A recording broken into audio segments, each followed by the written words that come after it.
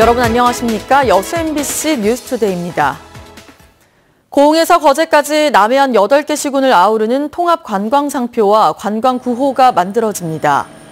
국토교통부는 전남 여수, 순천, 광양, 고흥과 경남 거제, 통영, 남해, 하동 등 영호남 8개 시군을 하나의 관광 권역으로 묶어 아름다운 자연, 아름다운 사람들이 하나 되는 남해안 횡단 여행이란 주제로 새로운 관광 브랜드와 구호를 오늘부터 한 달 동안 공모합니다. 국토부는 지난해부터 남해안을 국제적 관광 거점으로 육성한다는 기본 구상에 따라 중점 사업 발굴과 실행 계획 수립에 나섰으며 이번 통합관광 브랜드 개발도 이 사업의 일환입니다. 재선에 도전하는 주철현 여수시장이 시정 각 분야에 대한 정책을 내놓고 있습니다. 하지만 정책의 성격과 발표 시점을 두고 공약으로 해석하는 분위기도 적지 않은데요. 예비후보 등록도 하지 않은 주 시장이 사실상 선거운동을 하고 있다는 비판이 나오고 있습니다. 보도에 문영철 기자입니다. 최근 주철현 여수시장이 직접 발표한 교육경비 지원사업 자료입니다. 중고등학생 무상교복과 대학 등록금 대출이자 전액 지원 등 유권자들에게 직접적으로 경제적 혜택을 제공하는 내용이 상당수입니다. 주 시장은 과거 자신이 약속했던 대로 교육 예산을 확대하는 차원이라고 설명했지만 올해 업무 계획에도 없던 각종 지원 시책이 선거를 앞둔 민감한 시점에 발표되면서 일부에선 사실상의 공약으로 해석하고 있습니다. 민선 7기를 앞두고 새롭게 저희들이 선도적으로 지역 교육 수요자인 학생과 학부모들이 가장 요구가 많은 또 선호할 만한 정책들을 발굴해서 비판 여론을 의식한 듯 주 시장은 출산 보육 분야에 대한 정책은 다음 주 담당 국장을 통해 발표하기로 했습니다. 하지만 교육 분야와 마찬가지로 보육비 인상 같은 민감한 내용이 포함된 것으로 알려져 선거용 정책이란 시선은 여전합니다. 예비후보 등록을 하지 않은 가운데서 어떤 이름으로 됐든지 간에 정책 간담회나 그런 것을 통해서 공약을 제시하는 듯한 모양새를 보이는 것은 마땅치 않다고 봅니다. 지난 지방선거에서 주철현 시장은 경쟁 상대인 김충석 시장이 예비후보 등록을 미룬 것을 두고 시장 직위를 이용하고 공무원을 동원해 관권 선거를 하겠다는 의도라며 날선 비난을 쏟아냈습니다. 하지만 4년이 지난 지금 재선에 도전하고 있는 주 시장은 예비후보 등록이 시작되고 한 달이 넘은 현재까지 시장직을 유지하고 있습니다. MBC 뉴스 문형철입니다. 한국항공우주연구원과 관련 기업체가 실외 드론 군집비행 기술 이전 계약을 체결했습니다. 2015년 드론 실내 군집비행 기술을 산업체에 이전한 바 있는 항우연은 최근 실외에서도 오차 범위 10cm 내외에서 다수의 드론을 충돌 없이 안정적으로 제어하는 드론 실외 군집비행 기술을 개발해 산업체에 이전하는 협약을 맺었습니다. 실외 군집비행 기술은 고정밀 위치인식 기술을 기반으로 개발돼 현재 공연 문화 분야에 활용되고 있으며 앞으로 인공지능과 결합해 실종자 수색과 농작물 관리에 활용될 전망입니다. 올해로 9회째를 맞는 고흥의 목일신 동요제와 동시대회가 다음 달 12일 고흥문화회관 일원에서 열립니다.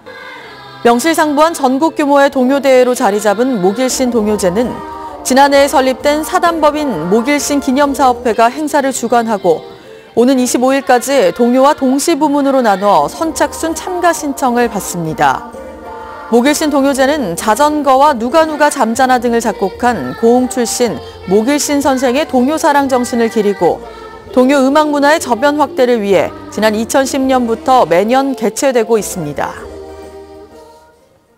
수산당국이 광양항의 해상 암초를 제거하기 위한 사업을 실시합니다. 해양수산부는 여천과 광양, 율촌, 하동의 간선항로 내에 암초를 제거하기 위한 설계 용역에 착수하기로 했습니다. 이번 사업은 광양항의 해상 안전 확보를 위한 것으로 수산당국은 내년 4월부터 본격적인 공사에 들어가 2022년까지 완료할 계획입니다.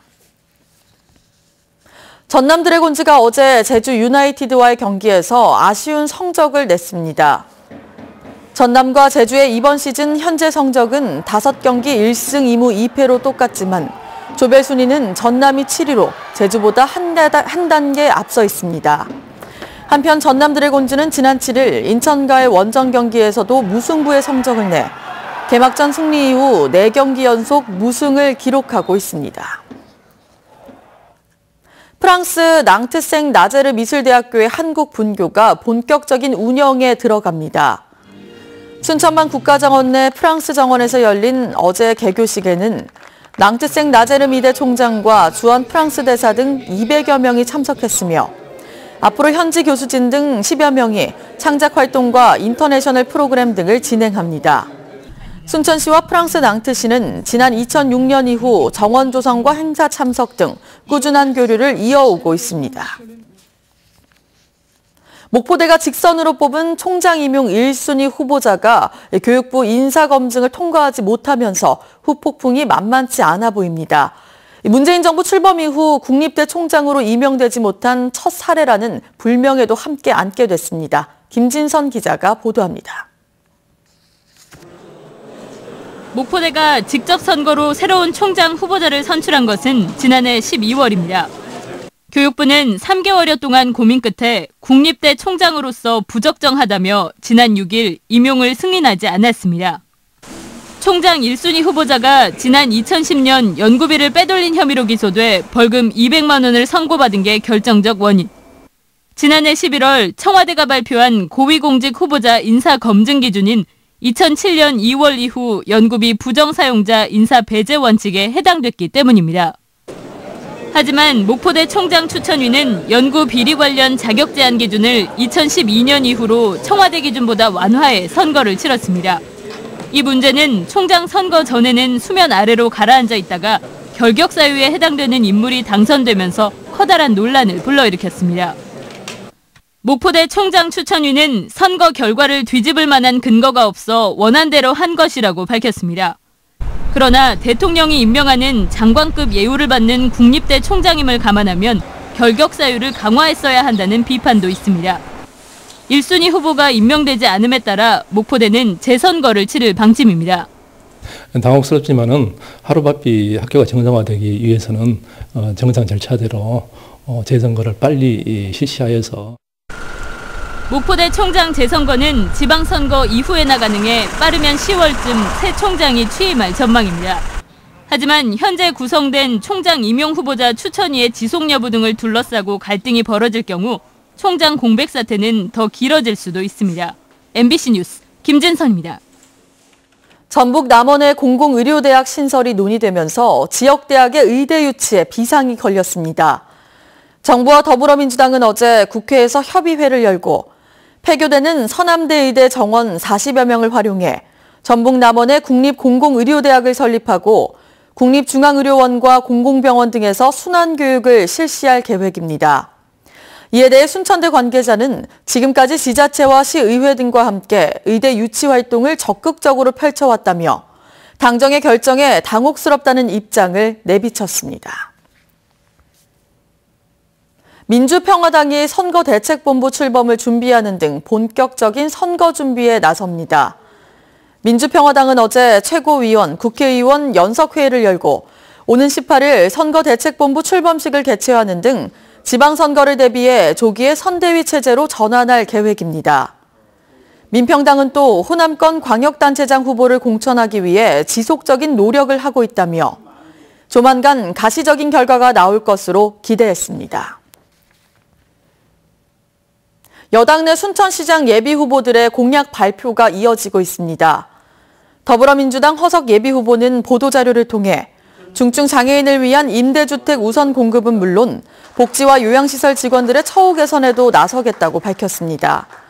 같은 당 조충훈 예비후보도 어제 기자회견을 통해 코스트코 유치를 통한 상권 회복과 함께 신대지구 아파트 하자 문제 해결을 위한 품질 검수단 설치 등 지역 발전 공약을 제시했습니다.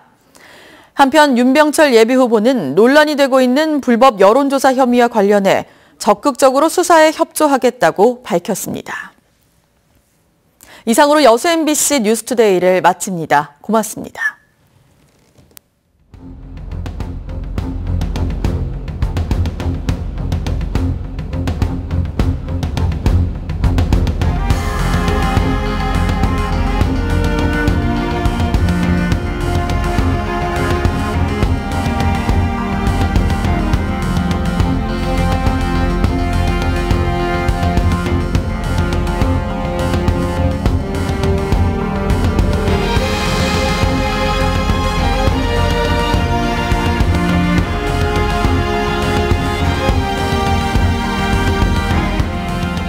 오늘은 크게 벌어지는 일교차에 대비한 옷차림을 하셔야겠습니다. 현재 서울의 기온은 7.6도, 전북 임실은 1.3도까지 떨어져 어제 아침보다 조금 더 쌀쌀한데요.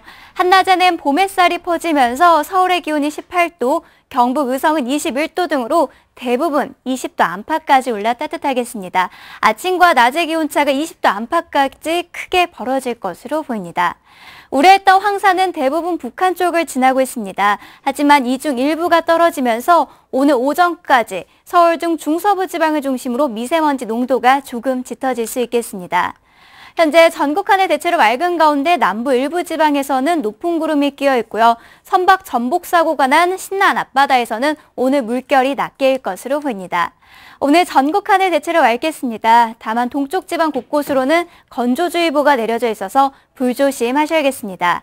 이 시각 기온은 서울이 7.6도, 강릉이 13도 선, 부산은 14.1도까지 올라 있고요. 한낮 기온은 서울이 18도, 강릉 21도, 부산 21도, 대구는 22도까지 오르겠습니다.